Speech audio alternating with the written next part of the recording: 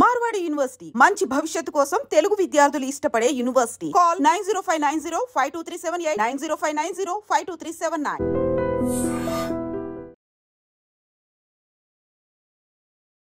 నమస్తే, welcome to I dream inside politics with కవిత.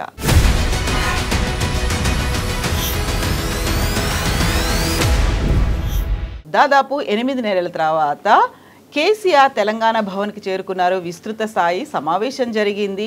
25 ఏళ్ల ఉత్సవాన్ని ఘనంగా నిర్వహించుకోవాలని అయితే మార్గనిర్దేశకం చేశారు. అయితే కేసీఆర్ మాస్టర్ ప్లాన్స్ ఎలా ఉండబోతున్నాయి, నెక్స్ట్ స్టెప్ ఏంటి, నిజంగానే కేసీఆర్ గట్టిగా బలంగా కొట్టబోతున్నారా, దానికి ఇంకాస్త సమయం ఉందా, ప్లీనరీలు ఎప్పుడు నిర్వహించుకుంటారు, ఇవన్నీ బోల్డ్ అని క్వశ్చన్ మార్క్స్ ఉన్నాయి. అయితే కేసీఆర్ నెక్స్ట్ స్టెప్ ఎలా ఉండబోతుంది, రాజకీయంగా ఎప్పుడు బయటికి రాబోతున్నారు, ఉద్యమాలు, నిరసన కార్యక్రమాలు, ఇతర కార్యక్రమాల్లో కేసీఆర్ ఉండబోతున్నారా లేదా, ఎంత టైం తీసుకుంటారు? మనతో పాటుగా ఉన్నారు పొలిటికల్ అనలిస్ట్ ప్రకాష్ గారు. ప్రకాష్ గారు నమస్కారం.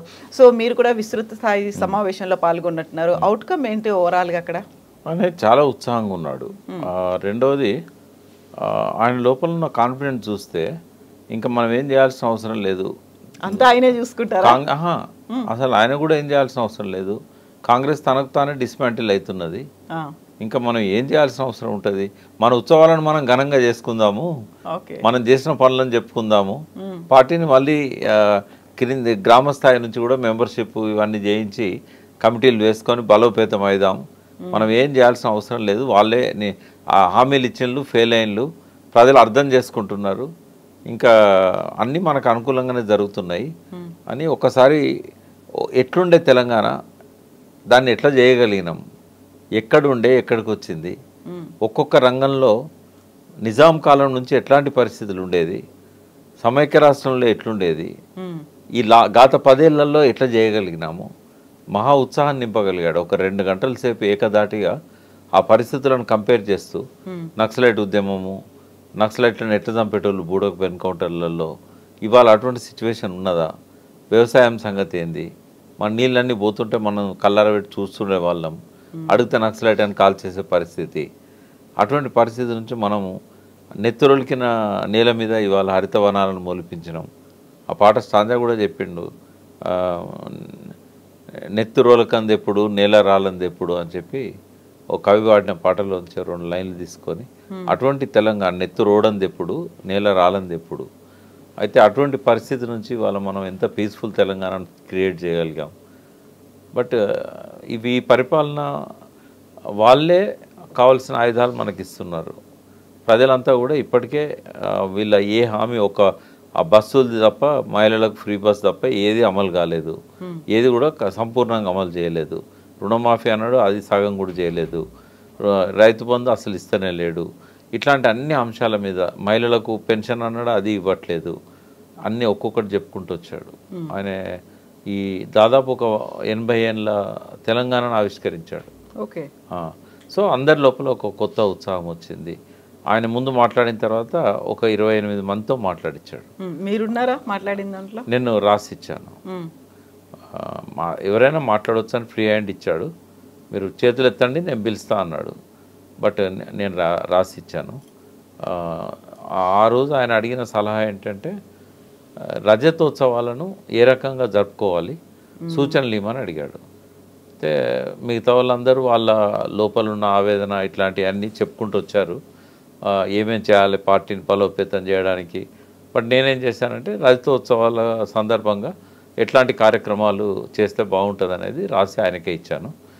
కొందరు మంత్రులు కూడా, మాజీ మంత్రులు కూడా మాట్లాడారు. శ్రీనివాస్ యాదవ్ కానీ, శ్రీనివాస్ గౌడ్ ఇట్లాంటి వాళ్ళు కూడా మాట్లాడారు. దాసో శ్రావణ్ మాట్లాడాడు. ఇంకా చాలామంది కార్యకర్తల దగ్గర నుంచి మాట్లాడారు. మహిళలు కూడా మాట్లాడారు.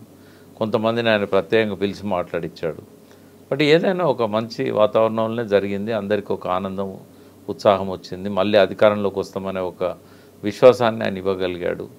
బట్ ఆయన రోల్ ఏంటి అనేది అయితే ఆయన ఏం చెప్పలేదు. బట్ ఒక సూచనను ఆయన అంగీకరించాడు. ఏంటంటే, ఇంతకుముందు మనం కూడా చాలాసార్లు, నేను కూడా మీతో పాటు అన్నాను, ఫామ్ హౌస్కి ప్రతి వారానికి ఒక నియోజకవర్గం నుంచి కార్యకర్తలను పిలుచుకొని వాళ్ళతో కలిసి భోజనం చేసి చెప్పాం కదా ఎన్నోసార్లు, అది మాత్రం ఒప్పుకున్నాడు.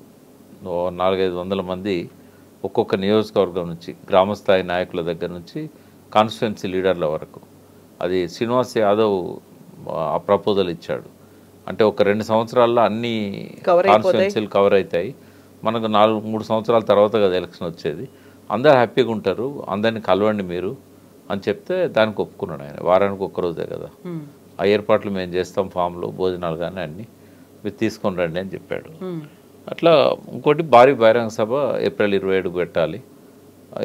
ఈ లోపల ఏం చేయాలి, ఏడాది కాలం పాటు ఏం చేయాలి, దాని మీద ఒక కమిటీ వేసుకోండి అని ఆయన 2 పేర్లు అశోక్, మన టంకసాల అశోక్ గారు పక్కనే ఉండే, తర్వాత దేశపతి శ్రీనివాస్ గారికి చెప్పాడు, మీరు ఒక కమిటీ వేసుకొని కొంతమందితోని ఇంటలెక్చువల్స్తోని ఒక ప్రోగ్రామ్ చాకౌట్ చేయండి అని చెప్పాడు. బుక్లెట్స్ ఇట్లాంటి ఏమేమి డ్రాఫ్ట్ చేయాలి, చరిత్రను కూడా టీఆర్ఎస్ 25 ఏళ్ళ చరిత్రను కూడా రాయాలనే ప్రతిపాదన ఒకటి వచ్చింది. అది దానికి ఒక కమిటీ వేసుకొని రాయండి అని చెప్పాడు. ఇవి మెయిన్గా జరిగినాయి అక్కడ. నేను కొడితే మామూలుగా ఉండదు, చాలా బలంగా కొడతాను అని చెప్పిన తర్వాత ఇప్పుడు ఆయన ఎప్పుడు కార్యరంగంలోకి దూకుతారు, ఎప్పుడు చేసి చూపిస్తారు అనేది ఎదురు చూస్తున్నారు కదా, దానికి సంబంధించి ఏమైనా చెప్పారా? నా నెక్స్ట్ ప్లాన్ ఇలా ఉండబోతోంది, నేను ఇది చేస్తాను. ఆయన కొడతాడని కూడా నాకు అనిపిస్తలేదు, ఎందుకంటే కొట్టాల్సిన అవసరం కూడా కనబడతలేదు. అయితే బహుశా నేను అనుకుంటా బహిరంగ సభ అడ్రస్ చేస్తాడు, ఆ తర్వాత అవసరమైనప్పుడు ఓ రోజు అసెంబ్లీకి రావడము, ఎప్పుడన్నా ప్రజల మధ్య పోవడం. మనం అనుకున్నట్టు ఆయన రోజు అసెంబ్లీలో కూర్చునే ఆలోచన అయితే ఉన్నట్లేదు. అట్లాగే రోజు కార్యక్రమాలలో ఇన్వాల్వ్ కావాలని కూడా అవసరం లేదు.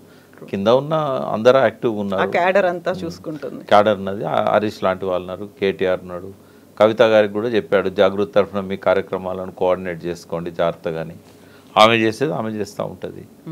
ఒకరిద్దరి దగ్గర నుంచి బీసీల విషయంలో కొంత ప్రతిపాదనలు వచ్చినాయి, బీసీలను కలుపుకొని పోవాలి బీసీ నాయకత్వాన్ని, అట్లా అది కూడా దాని మీద ఆయన ఏమి కామెంట్ చేయలేదు. బట్ ప్రతిపాదనలు అయితే వచ్చినాయి. అంటే ఒక అసంతృప్తి కొంత కనబడతా ఉంది. కాంగ్రెస్ బీసీకి అధ్యక్షుడిని ఇచ్చింది, బీజేపీ వాళ్ళు సీఎం అనే చెప్తున్నారు. అయితే అంత ధైర్యంగా ఎవరు నేను చెప్పినట్టుగా ఇక్కడ వర్కింగ్ ప్రెసిడెంట్ ఇవ్వండి బీసీకి అని ఎవరు చెప్పలేడా, కానీ ఒక ఆవేదన అయితే బీసీలలో కనబడ్డది. ఎట్లా ముఖ్యమంత్రి రాదు టీఆర్ఎస్ పార్టీలో, కనీసం ఒక వర్కింగ్ ప్రెసిడెంట్ అన్న కేటీఆర్ పక్కన ఒకరు ఉంటే తృప్తి ఉంటుంది అనేది కొంత కనబడ్డది క్యాడర్లో.